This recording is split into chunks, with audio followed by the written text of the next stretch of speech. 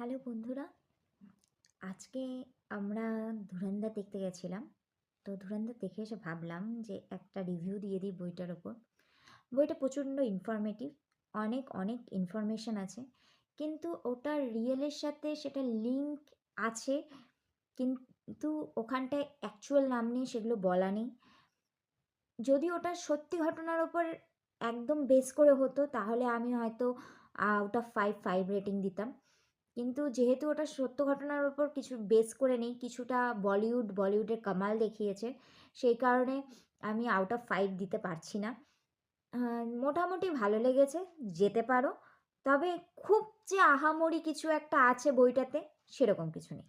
আমাদের মধ্যে কেউ যদি ধুরন্ধর দেখে থাকো, দেখতে গিয়ে থাকো, তাহলে আমাকে জানিও, কমেন্টস করো তোমাদের কীরকম লেগেছে। এটা তো আমার পার্সপেক্টিভ বললাম, এবার তোমাদের কীরকম লেগেছে মুভিটা সেটা কমেন্টসে প্লিজ জানিও। আমি খুব খুশি হব তোমাদের কমেন্টসগুলো পড়ে।